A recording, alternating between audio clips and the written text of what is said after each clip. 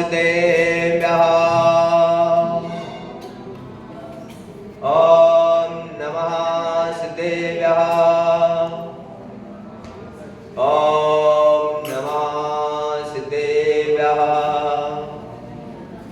मंगलमय मंगलकरण वीतरागी विज्ञान नमो ताहे जाते भय अरिहंतादिमान।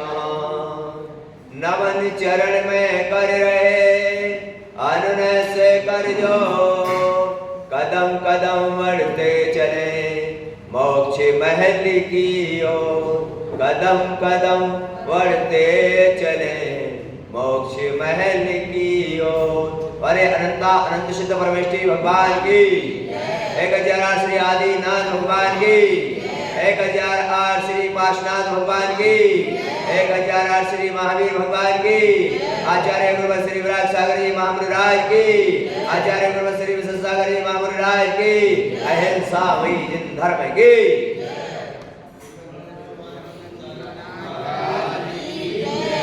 भक्तात्माओं देखिएगा आज बहुत अच्छा आपके लिए ये बताया जा रहा है। ये पर विचार करें थोड़ा चिंतन करें। ये कहावत आती है कि जितना हम शक्कर डालते हैं उतना ही हमारा क्या होता है मिठास आती है। क्या आती है? मिठास आती है। इसी प्रकार परमात्मा के मंदिर में कहां पर परमात्मा के मंदिर में अपन जितना ज्यादा समय जितनी ज्यादा भक्ति जितना ज्यादा कार्य करेंगे उतना ही पुण्य का आर्जन होगा। बोलो होगा कि नहीं होगा? जितना हम भगवान के प्रति समर्पित रहेंगे जितना समय यहाँ पर लगाएंगे उतना ही पुण्य का आर्जन होता है।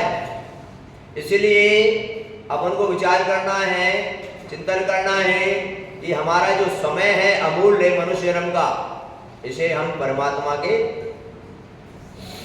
चरणों में लगा दें। अब अपन विचार करें थोड़ा चिंतन करने का विषय आता है। एक बार का हमारा चिंतन आता है विषय आता है।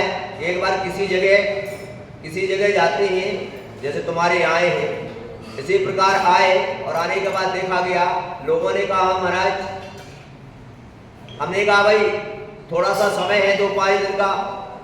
वहां पर कोई कार्य चल रहा था। उस कार्य के लिए कुछ मजदूर लगे हुए थे। हमने देखा उस कार्य को कि इस कार्य में तो होने में 15 दिन लगेंगे। कितने? 15 दिन लगेंगे। और समय है कितने दिन का? 5 दिन का। और लोगों ने कहा हमारे काम पूरा होना है। क्या होना है? काम पूरा होना है। भैया अच्छे समय ना बहुत अच्छी बात है। काम पूरा होना है। हमने कहा ये मजदूर लगा है। अब वो मजदूर को हमने देखा कि सुबह 9 बजे आया। कितने बजे आया? और दोपहर में 1 घंटे का रेस्ट किया और शाम को 5 बजे क्या किया? चल दिया। अब विचार करना थोड़ा चिंतन करना सोचा कि ये सब कैसे काम होगा। तब लोगों ने कहा हमारा काम तो हो जाएगा जल्दी से काम हो जाएगा। अब देखना है पर विचार करना अब चिंतन करना वो व्यक्ति किस पर काम कर रहा था? अभी मजदूरी पर। किस पर कर रहा था? आओ अपन भगवान के मंदिर में आते हैं। कहां पर आते हैं? बोलो आप सभी माताओं किसके मंदिर में बैठी हो? भगवान के मंदिर में। तो यहां पर ध्यान रखना अब इससे समझ लेना कि मंदिर में अपन को कैसे आना चाहिए और किस लिए आना चाहिए। अपन पूजा करते हैं अभिषेक करते हैं यहाँ पर मंदिर में जाप करते हैं माला करते हैं। क्या बताओ किसके फायदे के लिए? इसमें भगवान का क्या फायदा हो रहा है? फायदा किसका हो रहा है? बोलो आप लोग या पूजा कर रहे हैं इसका प्रॉफिट किसको मिलेगा? भगवान को। हाँ जो अपन कर रहे हैं इसका अपन को ही प्राप्त होता है। अब यहाँ पर विचार करना उन लोगों ने क्या किया उसी जो मजदूरी कर रहा था उसी व्यक्ति को उस कार्य करने का ठेका दे दिया। क्या दे दिया? क्या दे दिया? ठेका दे दिया। अगर ठेका दे दिया तो अब क्या हुआ? वही व्यक्ति सुबह 5 बजे आ गया। कितने बजे? और 5 बजे से काम करने लग गया और दिन में भी लगा रहा और शाम को 8 बजे तक भी क्या करता रहा, काम करता रहा। उसको बुला के हमने कहा, इधर आ भाई, ये क्या है मामला? पहले तो तू 9 बजे आता था, धीरे धीरे काम करता था। कैसे धीरे धीरे काम करता था? दिन में भी रेस्ट करता था, शाम को 5 बजे। अब तू सुबह 5 बजे से काम पर लगा है और शाम तक 8 बजे तक भी काम कर रहा है। वो व्यक्ति बोला, महाराज अभी तुम नहीं समझोगे ये बात। क्या तुम लोग भी कहते हो ना कि महाराज अभी तुम, व्यक्ति बोला कि अभी तुम नहीं समझोगे ये बात को। भैया हमने कहा समझा दे, हमने कहा हमारी सुनने में समझा दे। तो वो व्यक्ति ने कितनी अच्छी बात की। उसने कहा, महाराज जब मैं मजदूरी पर था, इस पर जब मैं मजदूरी पर था, अगर मैं अधिक काम करता तो फायदा मालिक को होता। किसको? मुझे कोई फायदा,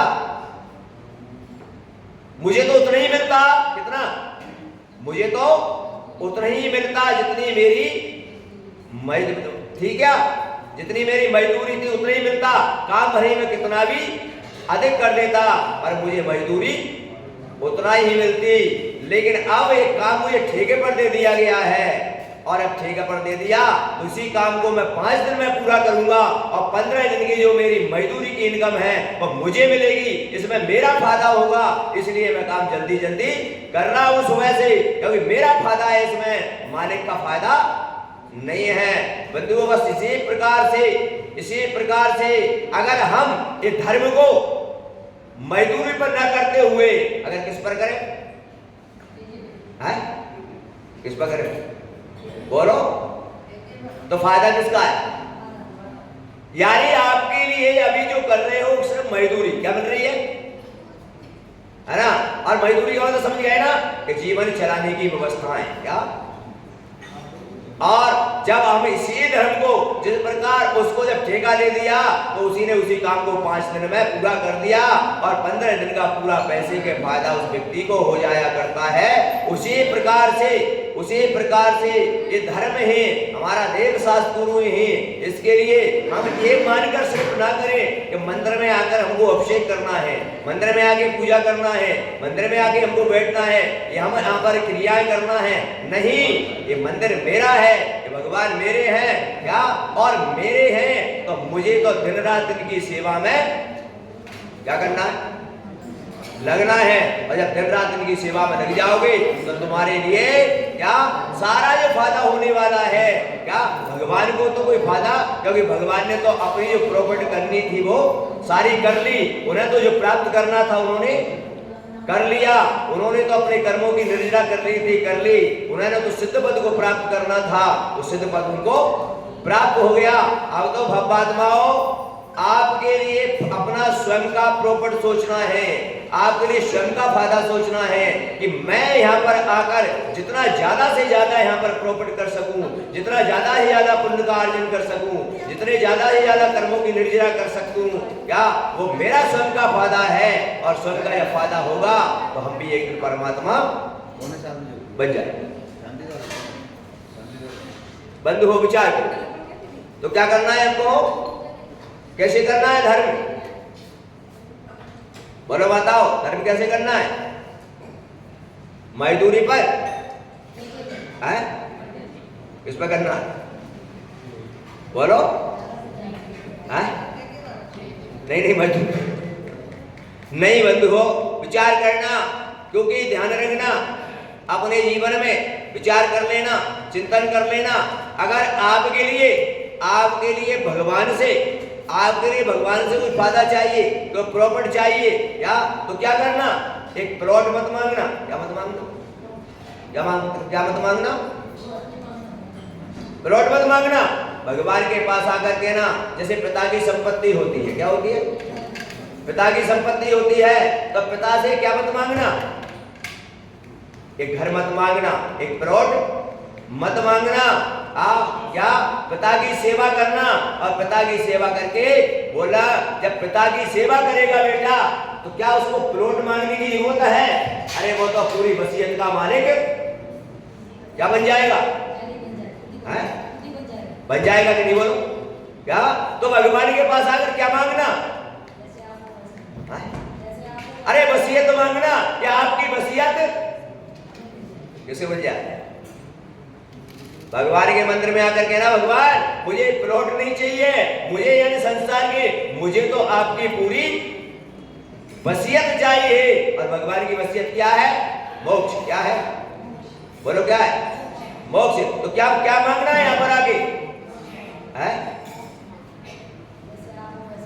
है ना? तो क्या तुम क्या मांगते हो यहां पर? एक घर बन जाए। क्या बन जाए? एक मेरा सुंदर सा घर बन जाए, मेरा एक क्या सुंदर सी फैक्ट्री लग जाए, मेरे बेटा की शादी हो जाए, मेरे पास ये हो जाए।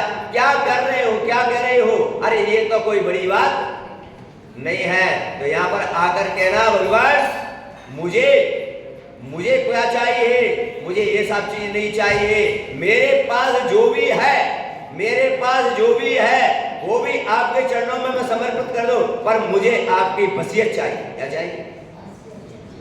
मेरे पास जो भी है वो भी मैं क्या कर दूंगा?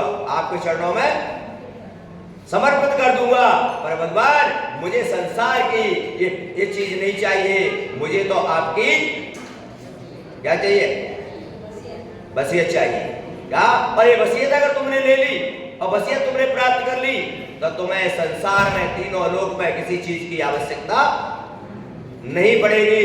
तो यहाँ पर भगवान के मंदिर में आना और भगवान के मंदिर में भगवान से कहना कि भगवान मेरे पास जो कुछ भी है क्या वो भी मैं आपको समर्पित करता हूँ, मैं आपके चरणों में रखता हूँ। मुझे किसी चीज की आवश्यकता नहीं है। मुझे जरूरत है तो आपके जैसे बनने की है, तो वो चाहिए मुझे। तो क्या लिखवाना भगवान से? अरे भगवान से वो लिखवाना है तो घर मकान ये दौलत जमीन ये सारी चीजें मत लिखवाना। लिखवाओ तो क्या लिखवाना? बोलो कब कब लिखवाओगे? हमने तो लिखा दी, हमने तो क्या की? हमने तो लिखवा ली कि भगवान आप तो हमारे नाम आपकी क्या लिख दो? बंधु हो विचार, चिंतन का विषय है, सोचने का विषय है। अपन लोग इसी भाव से, ऐसे भक्ति भाव के साथ भगवान के मंदिर में आए और भगवान के मंदिर में आकर भगवान की सेवा, भगवान की पूजा, भगवान की भक्ति, देव शास्त्रों की भक्ति निर्विकल्प होकर करें। क्या संसार के अंदर में परमात्मा के चरणों में समर्पित हो जाएं, परमात्मा के चरणों में आ जाएं। क्योंकि संसार की व्यवस्थाएं, संसार के कार्य, संसार में जो कुछ प्राप्त होता है क्या ये तो कोई बड़ी बात नहीं है। और प्राप्त अगर हो रहा है पुण्य से तो क्या कहना भगवान से? तेरा तुझको अर्पण क्या लागे? तेरा तुझको क्या लागे? भगवान मेरा नाम में कुछ लेकर आया ना मैं कुछ लेकर जाऊंगा। अरे आपके ही आराधना करने से पुण्य का बंध हुआ और उस पुण्य से संसार की प्राप्ति हुई। क्या? तो मेरा कुछ भी नहीं है, जो कुछ है तुम्हारा है। और जब मेरा कुछ है ही नहीं तो बचाने का प्रयास भी करने से कोई, जब मेरा कुछ है ही नहीं, सब कुछ किसका है, तो क्या करें हम? सब कुछ समर्पित भी कर देना चाहिए। भैया विचार करो, अब चिंतन करो। अपन देखते हैं भगवान की सेवा हो रही है। भगवान की सेवा के बाद अभी देखो ये भैया लोग जितने भी दिख रहे हैं, क्या मैं 3 दिन से देख रहा हूँ कि बढ़िया अभिषेक करते हैं, बढ़िया पूजा करती हैं, पर उसके बाद ये नजर क्या, उसके बाद नजर नहीं आती है। क्या उसके बाद मैं इंतजार करता हूँ क्या कि हार में एक आध भैया तो दिख जाए कोई, पर कोई भी नजर नहीं आती है। क्यों? क्योंकि इनको प्लॉट खरीदने हैं। क्या खरीदने? क्या खरीदने? इनको महल खरीदने हैं, प्लॉट खरीदने। इनको वसीयत की जरूरत, इसकी जरूरत नहीं है। नहीं बंधुओं, देव शास्त्र गुरु, क्या देव शास्त्र और गुरु। अब इससे फायदा क्या मिलता है? विचार करना। किससे क्या मिलता है? इससे चिंतन करना, विचार करना। और आप लोगों को विदित है क्या भगवान के मंदिर में पूजा, कल रविवार है, कल आपको विदित है ना कल्याण मंदिर विधान। कौन सा? कल्याण मंदिर विधान आपको पता है आपको कितना समय हो गया मंत्र पूजा करते करते, बताओ कितना समय हो गया? 4 साल। और 1970 में मंदिर बना है। अब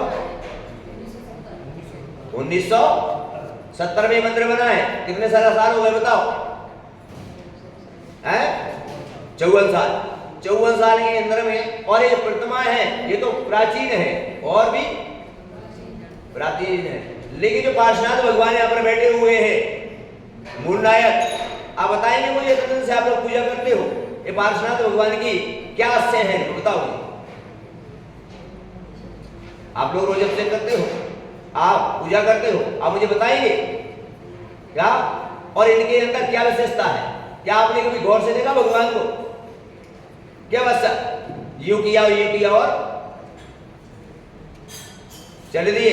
आप देख सकते हैं, अगर एक बार भगवान की वहां पर बैठकर एक बार 2 मिनट भगवान की तरफ अगर देखें आप, तो आपको पता नहीं कितने अतिशय और कितने चिन्ह आपको भगवान में नजर आए। लेकिन आपको भी भगवान को निहारते ही क्या करना चाहिए? भगवान को हमको क्या करना चाहिए? निहारना चाहिए। क्या विचार करो, ये पार्श्वनाथ भगवान, अगर सही पूछा जाए तुमको ये पता नहीं पार्श्वनाथ भगवान को कितने नामों से जानते हो क्या? कलिकुंड पार्श्वनाथ, कौन से है ना? क्या? और ये हमारे शास्त्रों के अंदर में एक विजय पार्श्वनाथ नाम भी आया है। क्या? कौन सा? कहीं पर देखे तुमने अभी तक? हाँ, महाराष्ट्र में है एक जगह। हाँ, महाराष्ट्र में एक जगह जहां पर भट्टारक के अंडर में है वो मंदिर, बहुत बड़ा मंदिर है जहां पर विजय पार्श्वनाथ है वहां पर। और यहां पर भी तुमने अभी मैं तो नहीं समझा इनका, ये पार्श्वनाथ भी विजय पार्श्वनाथ है। कौन से? यहां पर भी आकर अगर आप यहां पर आप आराधना करें तो आप किसी भी चीज पर विजय प्राप्त कर सकते हो। क्या? जब कर्मों पर विजय प्राप्त हो सकती है तो संसार की दुख संकट और समस्याओं पर विजय प्राप्त होना कोई बड़ी बात, क्या बड़ी बात है? बोलो, कोई बड़ी बात नहीं है। तो ऐसे पार्श्वनाथ जो तुम्हें प्राप्त हुए यहाँ पर, और मैं तो कहता हूं क्या कि इन पार्श्वनाथ भगवान की आराधना, इन पार्श्वनाथ की भगवान की आराधना, आपकी किसी भी प्रकार की संसार में हार हो रही हो और आपको जीत करना हो तो रविवार, कौन सा? रविवार और 13 का दिन जैसा पड़ जाए, तो 13 और रविवार जैसा पड़ जाए उस समय भगवान के पास बैठकर आप एक कल्याण मंत्र विधान की आराधना कर लेना, क्या तुम्हारा कोई भी कार्य रुकने वाला नहीं है। लेकिन कब करोगे? जिस दिन 13 पड़े और रविवार पड़े। क्या पड़े? उस दिन विजय पार्श्वनाथ भगवान यानी प्रत्येक चीज में आपको विजय की प्राप्ति कराते हैं। मैंने तुमको बता ही दिया कि जब वो कर्मों पर विजय प्राप्त करा सकते हैं तो संसार की इन चीजों पर तो कोई बड़ी बात नहीं है। ऐसा विधान कल यहाँ पर क्या कल यहाँ पर आयोजित किया जा रहा है। तो आप सभी जितने भी लोग हैं उस विधान में क्या करें? बैठकर अपन भी अपने कर्मों पर क्या प्राप्त करना है हमको? इस पर, इस संसार पर तो हो जाएगी, इसमें कोई बड़ी बात नहीं है। अपन को तो अपने कर्मों पर विजय प्राप्त करना है, उसके लिए कल एक विधान है। आपको एक छोटा सा बात स्मरण में मेरी में आती है, मैं आपको बता दूं कि क्या मिलता है। एक बार एक विधान चल रहा, तुम लोगों ने भी विधान किए नहीं गए? कौन से विधान किए हैं बताओ? सिद्ध चक्र विधान किया है, समुसरण विधान किया है, पंचकल्याणक भी हुआ होगा, यहाँ पर हुआ कि नहीं? अन्य मंत्र कई बने हैं पंचकल्याणक भी। लेकिन आप विचार करना, मैं आपको एक बात बता देता हूं। एक बार विधान चल रहा और उस विधान चलने के अंदर में हुआ क्या कि सारा विधान कराने का पूरा खर्चा था वो एक व्यक्ति ने दे दिया। किसने दे दिया? और वो व्यक्ति ने पता है क्या कहा?